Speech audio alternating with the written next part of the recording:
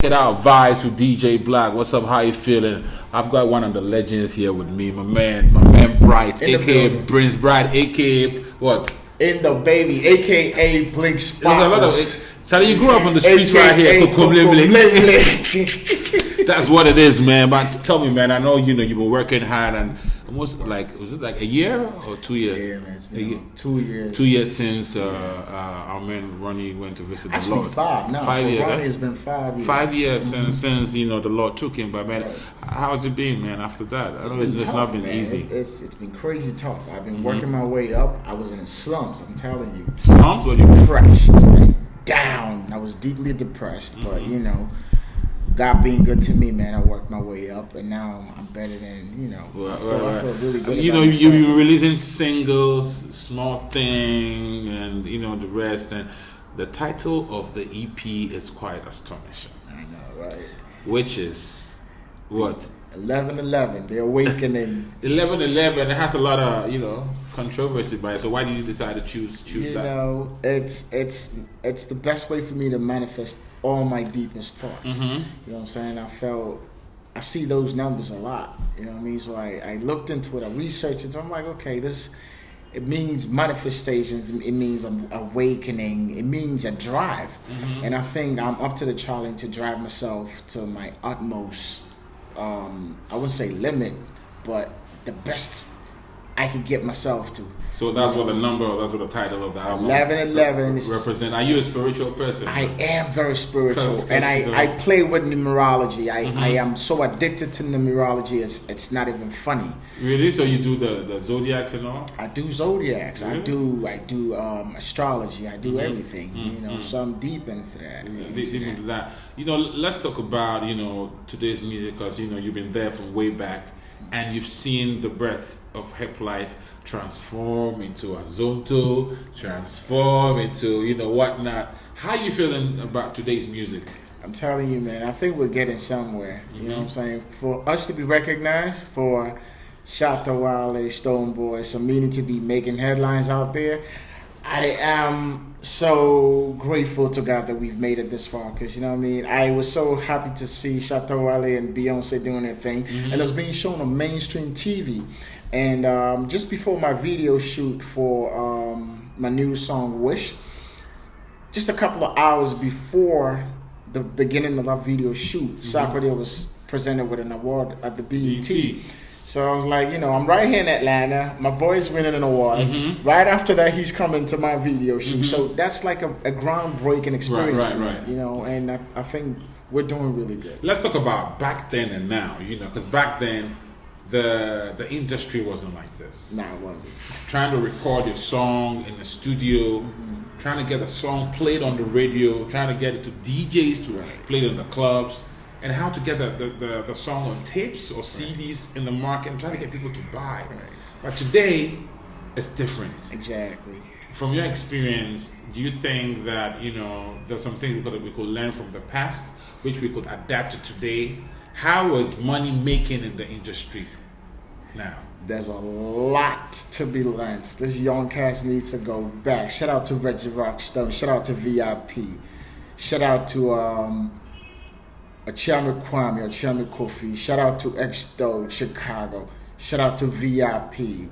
These are the genesis, the godfathers of the industry. These are people that move and shake. You feel me? Shout out to Bukbak, nigga. For real. You know what I mean? Yeah. Shout out to myself. You know what I mean? My brother Ronnie. You know what I mean? I don't call him late. My brother's still present. You feel me? Look at me all being, all aggressive with it. You know what I mean? Because we took control of the industry and made sure that our craft was well built. You know what I mean? We had to go through the analog. I remember the days with Kilu where we had to get buses. You know what I mean? And all. I mean, it's not my history. Go deep into the villages to shoot videos. You know what I'm saying? We appreciated the art from that era. You know what I mean? So for it to transcend to this more digital, more easy to access files, transfer files easily, you know what I mean? Because now I could be in my bedroom or anywhere and record a song. Yeah. We can even record a song with this mic over a phone and send it to, let's say, Sack to throw a verse on it, brings it right back on it. We can even mix our songs on a phone. Yeah. I've seen amazing things being done with technology right now, which if you had come from our era, you would appreciate more. Exactly. But now I don't think our brothers really appreciate our contribution from back in the day, because sometimes you call some of these young folks to jump on a track and it takes forever and ever to have anything done. It's easier to do you know it what than I'm before. saying? Exactly. So you think that history has not been taught well? No, I don't think so. I don't think they're willing to learn, because you know what I'm saying? As we give credit to the likes of Kojo P and whatnot, I believe if I get on stage and I say shout out to Reggie, I think it's really necessary. It shows respect to the Godfather for bringing us where we are now. You know what I'm saying? So I get pretty excited to see when the old folks, or what they call them, the old school, you know what I mean, do something great. I'm from the old school. I'm still here, God willing, I'm still relevant. I'm grateful for that. You know what I'm saying? We didn't make a lot of money back then, but now I see a lot of people cashing in and making money out of what we started from back in the day. You know what I'm saying? So I am really grateful to God that I'm still here, and hopefully I'll be cashing in too. Let's talk about cashing in, because at the end of the day, that's what matters. Now we've come to a level where we've seen the struggles and the sweat that we've put in, and we see other countries benefiting. I mean, for instance, Nigeria is a big deal when it comes to music in the world now. What do you think Ghana can learn from this? Listen, we should learn to stick to the program, man. Stick to the program, because if these Nigerians came all the way to steady JQ play beats and hush, we should know that, listen, these elements that we started from are the same basic elements that we are structuring our new journeys on. Afrobeat grew up from here. We started Afrobeat, and Afrobeat is cashing in. Wiz can take Ahom, twist it around a little bit, and come out with something magical. P Square will do something crazy with our elements. You know what I'm saying? So we should learn to embrace what we have and empower the young ones to actually incorporate those elements that we're missing. So what you're saying is we should learn from our neighbors and see how they're doing it and improve exactly. on it. But the thing is, we started this, but how are we marketing it? Right. That's where we're losing track. Of course, there is the conversation about Nigeria having much more numbers than us, and also being a bit more aggressive than us. Exactly. But that's a topic for another day. What do you think about the fact that a lot of Ghanaians think that airplay, radio airplay, and TV airplay is dedicated to foreign music than Ghanaian music? Or learn to respect your DJs, they respect you back. It's a wrap. It's just simple. Learn to respect your DJs, because you know what I'm saying? You don't just like throw a CD thinking social media works magic for you. Fine, the people are out there. But if a DJ don't break your record, you're still not making it. You're still not cutting it. To me, like, that's where I come from, the old school. Relate to the DJs. Tell them, okay, even if you don't have something to break bread with, just let them know, bro, hook me up. Let it run. When I'm good, you're good. I put my record out, like last year I came out, I tell my brothers, listen, break it for me. Let's see how this thing goes. If I'm good, you're good. And they know our background. Like with the management team that I've had from the past, everybody in the industry, every DJ that I know has either benefited from one of the record labels or not. I've been through Abib Records, shout out to G Code Records. I've been through Prince Dave Records. You know what I mean? Global One Entertainment. I'm now with BOAW. And these people understand the dynamics of putting, songs out. You know what I'm saying? So we know respect to the DJ is respect to your sound. So if we can reciprocate that, I believe we should be in good standing. Now let's focus on the music now, on your music, which you're out now. The 11-11. How many songs we got on it? 6 or 5? It's an EP, so I only got 5 on it. 5 songs. My album is gonna be loaded. Like how many songs you got on the album? Listen, I'm pushing for 20.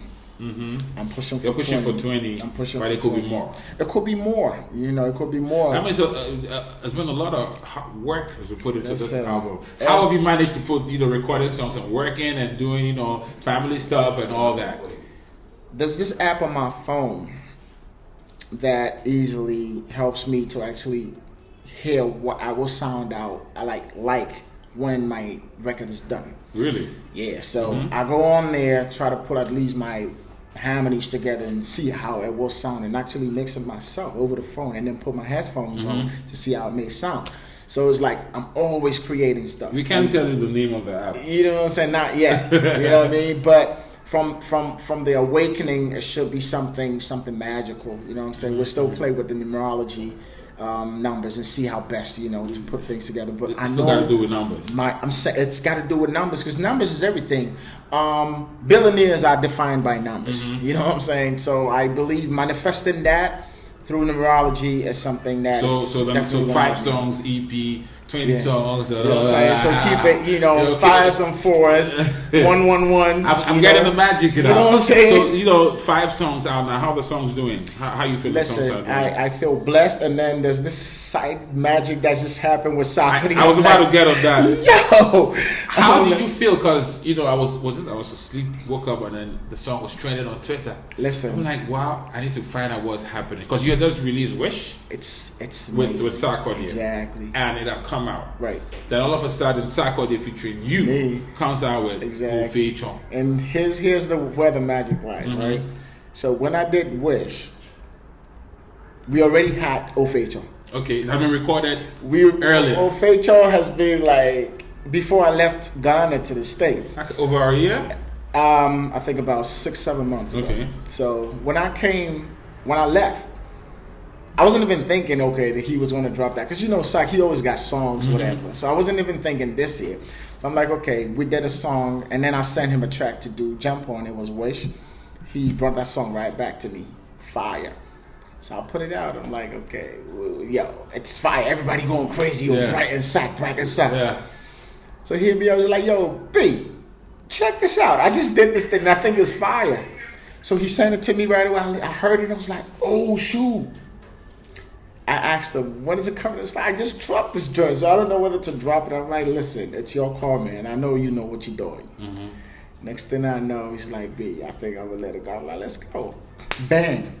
One day, because Wish was like taking off pretty good. I see my numbers like changing all of a sudden. I see Success, you know, the whole Suck Nation doing their thing with the song on Twitter. I wasn't actually active on Twitter till I got on with this one. So I'm like, okay, there's a lot of tweets going on, Sack Nation. And then Ofechon came in, and it's like a game changer. And I see the numbers going on. So I call my PR. I'm like, yo, Kabwanda, what's going on? Are these numbers real? Because those numbers are actually reflecting a Wish. Because I see Wish really. But you have to go listen to this. Exactly. And then it goes on like, ooh, the power of collaborations. Now I'm learning something new. You know what I'm saying? So now it's going to be a lot of collaborations. So when you came to Ghana after, you know, this December, how are you reacting with people calling you, all that? Like, how does it feel? It feels like the old Bukbak is back. Because you know what I'm saying? It has that old Bukbak, and that was the concept behind Ofechon. It's to actually do something that represents myself and Ronnie. You know, so in the end, people are like, you sounded like Ronnie in the end. Yellow or no? I'm like, I wanted it to sound like I'm doing a Bukbak song. You know what I mean? So I wasn't surprised, and plus I prayed to my brother. I'm like, B, I've been in there, you know, the struggle in the States and everything. You know what I mean? I go to work. I have to be in a bang Sam. You know what I mean? I have to work. The government got to take taxes, so, you know what I mean? I'm relevant. Take care of the kids. You know what I'm saying? So it's like, fusing work and music is a challenge. Sometimes I go for days without coming home, you know, days without food because you got to stay on point. You know what I mean? But, God being good, man. I'm back home. That's what it is, man. I have a lot of time because, you know what I mean? I paid my dues and I'm grateful for that. Did his own Vibez with DJ Black, my man Bright right here, Prince Bright. Appreciate that. Appreciate that. He's here from Accra. He's been eating KK from Coco. What's the woman's name? Auntie Didi. Shout out to Ayoa. What's up? Yo. Hey, Suman, what's good? Before we round this up right now, man, call me Kekina. Yeah. Tell me the story about Call Me Kekina. Okay, so here's the thing. Just behind Joy FM, is this bakery house that I used to live at. And right on top of the story building, the only steel story building that's sitting on top of a brick house. and underneath that is a bakery. That's where the hustle started. Yeah. So my friend Iowa, through the hustle, will come get me when I'm hungry. They will come get me and take me to his house and feed me because his mom sells kinky. So the hustle was real. Myself, Kweku, Doche, you know, I'm calling names, you know what I mean? Fofo, Nana Kwame. These are guys that we hustled in Kokomlemle together with. And Ayowa was set a table. AKA the double. You know what I mean?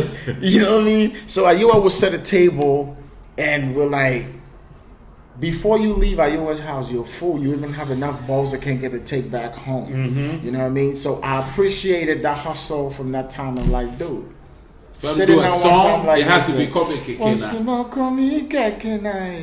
fried rice best because there was no time, there was no opportunity for you to even have fried rice. You feel me? So Kenke was the grind.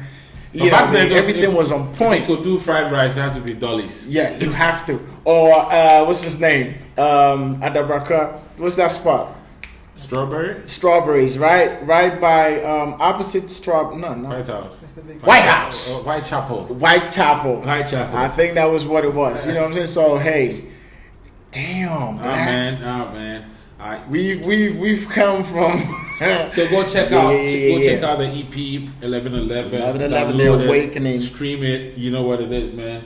It's my man Bright with Vibez. My man, we go way back. DJblack. Vibez. Yo, you already know this is Blink Sparkles. You already know Prince Bright with DJblack on Vibe. Let's go.